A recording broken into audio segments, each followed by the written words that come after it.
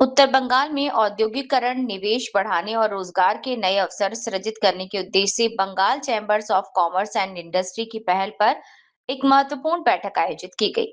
इस बैठक में उत्तर बंगाल के उद्योगपतियों और व्यवसायियों की उपस्थिति में क्षेत्र के भविष्य के विकास की विभिन्न योजनाओं पर विस्तार से चर्चा हुई। बैठक में वित्त मंत्री स्वप्न देवनाथ ने कहा कि एक समय उत्तर बंगाल को केवल चिकन नेक के रूप में देखा जाता था, लेकिन वर्तमान में राष्ट्रीय सुरक्षा और विकास दोनों ही दृष्टिकोण से इस क्षेत्र का महत्व काफी बढ़ गया है। उन्होंने दावा किया कि व्यापार और निवेश के लिए उत्तर बंगाल में अब शांतिपूर्ण और अनुकूल वातावरण तैयार हो चुका है। वित्त मंत्री ने चाय उद्योग की वर्तमान स्थिति पर भी चिंता व्यक्त की। उन्होंने कहा कि लगातार चाय बागानों के बंद होने और श्रमिकों की आर्थिक समस्याओं को राज्य सरकार गंभीरता से देख रही है। उन्होंने बताया कि शीघ्र ही कोलकाता, सिलीगुड़ी और दार्जिलिंग में चाय उद्योगों से जुड़े सभी हितधारकों के साथ बैठक कर उद्योग और पुनर्जीवित करने की रूपरेखा तैयार की जाएगी। उन्होंने आगे कहा कि राज्य सरकार भविष्य की प्रौद्योगिकी आधारित उद्योगों के विकास पर विशेष जोर दे रही है।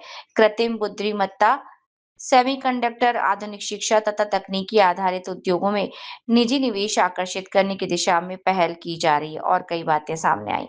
साथ ही उन्होंने बताया कि बहुत जल्दी एक एकीकृत पर्यटन ऐप शुरू किया जाएगा, जिसमें सरकार के पंजीकृत होटल, निधि पोर्टल पर पंजीकृत संस्थान, टूर ऑपरेटर, टैक्सी सेवाएं, अन्य के बारे में भी जानकारी दी जाएगी। बैठक में उत्तर बंगाल में नए उद्योगों की स्थापना पर भी विशेष बल दिया। विधि निर्माण उद्योग और खाद्य प्रसंस्करण, चाय आधारित उद्योग, वस्त्र उद्योग तथा एमएसएमई क्षेत्र के विस्तार के साथ साथ बेहतर सड़क, रेल और हवाई संपर्क, औद्योगिक पार्क, लॉजिस्टिक हब तथा आधुनिक भंडारण व्यवस्था के विकास की योजनाओं पर चर्चा কিন্তু আমরা একটা জিনিসটাকে আরম্ভ করে দিতে চাই, তারপর আমরা পিরিয়ডিক্যালি করবো রিভিউ, জিনিসটা কি করবো, যদি আরো কোনো জায়গায় ফাইন টিউনিং দরকার হয় সেটাও করতে হবে।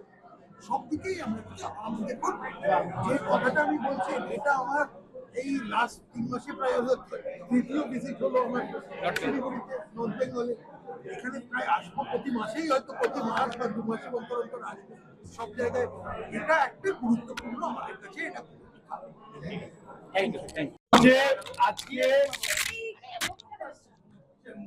Bengal chamber of commerce and ইন্ডাস্ট্রির পক্ষ থেকে ডন অফ ওয়েস্ট বেঙ্গল শিলিগুড়ি চ্যাপ্টার এখানে আমাদের মাননীয় অর্থমন্ত্রী ডক্টর স্বপন দাশগুপ্ত সহিত আরো বিভিন্ন মানি গুণী ব্যক্তি যারা আমাদের পশ্চিমবঙ্গের শিল্প, ব্যবসা ইত্যাদির সঙ্গে জড়িয়ে তারা এখানে উপস্থিত ছিলেন। স্থানীয় বিধায়ক হিসাবে এবং পর্যটন মন্ত্রী হিসাবে তারা আমন্ত্রণ জানিয়েছিলেন।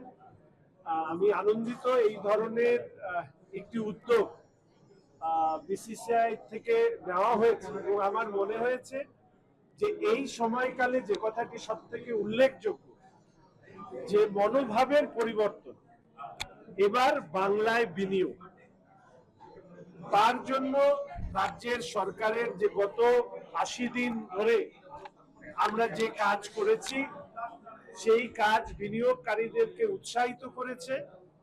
বাংলায় ব্যবসায় বিনিয়োগ বাড়বে, শিল্পে বিনিয়োগ বাড়বে, তাকে সামনে রেখে এই ধরনের উদ্যোগ নিশ্চিতভাবে ধন্যবাদ প্রাপ্য।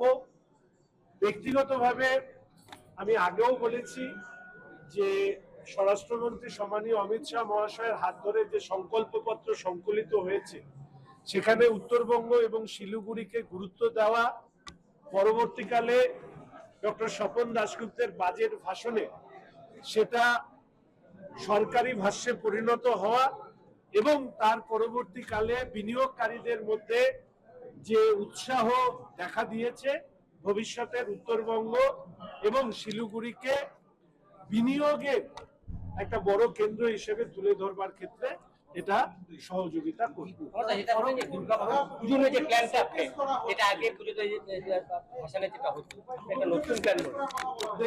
আমি একটা করে বলি, দুর্গাপুজো নিয়ে আমাদের যেটা আপাতত প্রাথমিক পরিকল্পনা আছে সেটা ওয়ার্ল্ড গ্লোবাল ম্যাপের মধ্যে, ট্যুরিজম ম্যাপের মধ্যে দুর্গা পূজাকে আমরা নিয়ে আসতে চাই। তার জন্য প্রাথমিক কথাবার্তা হয়েছে, অর্থ দপ্তর এবং ক্যাবিনেটের অ্যাপ্রুভালের পর এটা পাবলিকলি অ্যানাউন্স করা হবে। দ্বিতীয়ত হচ্ছে, কি বলছিলি তুই?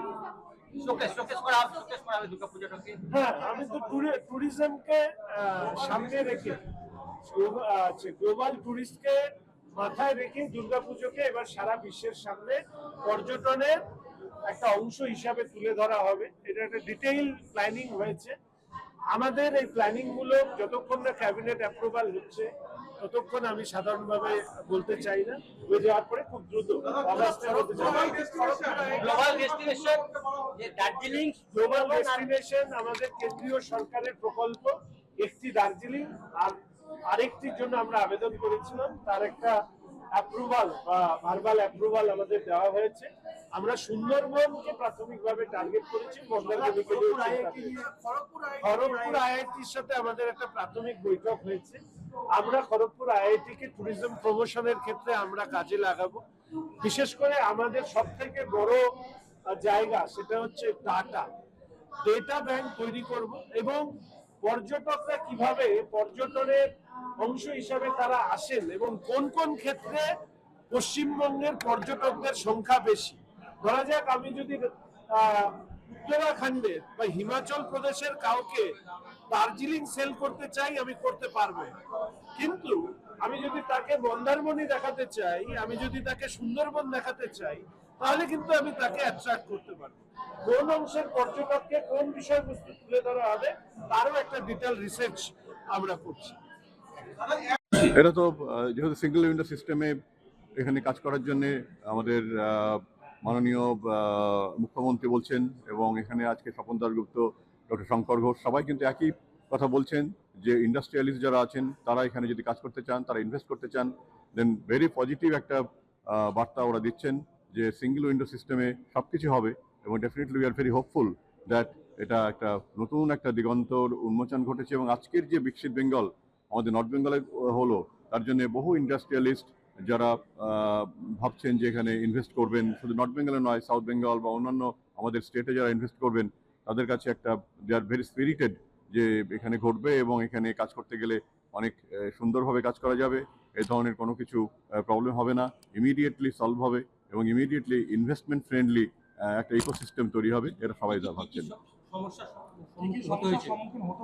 দেখুন, সেটা না, এটা আমরা দেখুন, আমরা যারা কাজ করি তারা আমরা কাজ করতে গিয়ে আমাদের যে গভর্নমেন্ট যখন থাকেন তাদের সঙ্গে কাজ করতে হয়। সুতরাং এখানে আমরা আবার নতুন করে যারা দেখুন সমস্যা তো থাকবেই, একটা কাজ করতে গেলে সমস্যা অনেক থাকে, তার মধ্যে দিয়ে কাজ করতে হয় এবং সেখানে আমরা আবার হোপফুল যে আমরা ডেফিনেটলি আরো বেটার কাজ করব।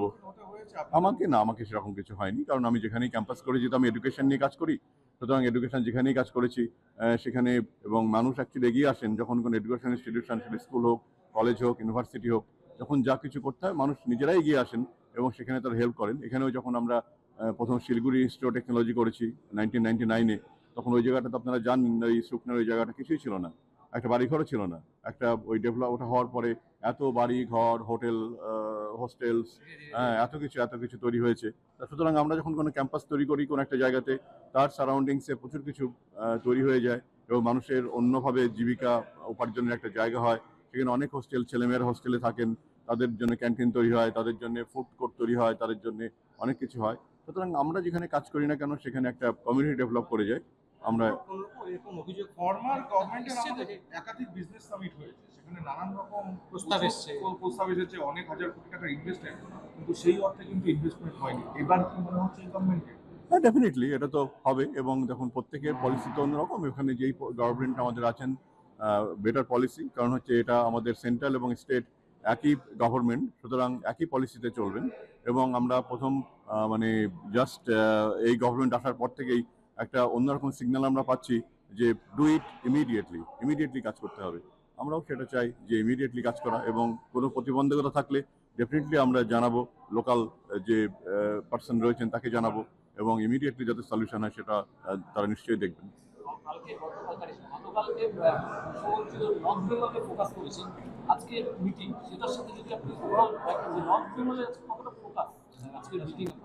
ডেফিনেটলি এটা তো নর্থ বেঙ্গলকে স্পেশাল ইম্পর্টেন্স তো দেওয়া হচ্ছেই। আমাদের মাননীয় মুখ্যমন্ত্রী এবং হোল আপনার টিম অফ মিনিস্ট্রি যারা আছেন এবং অনেক মন্ত্রী আছেন আমাদের নর্থ বেঙ্গল থেকে, তারা তো ফোকাসড অন নর্থ বেঙ্গল, এবং যার জন্য আমরাও ছুটে এসেছি।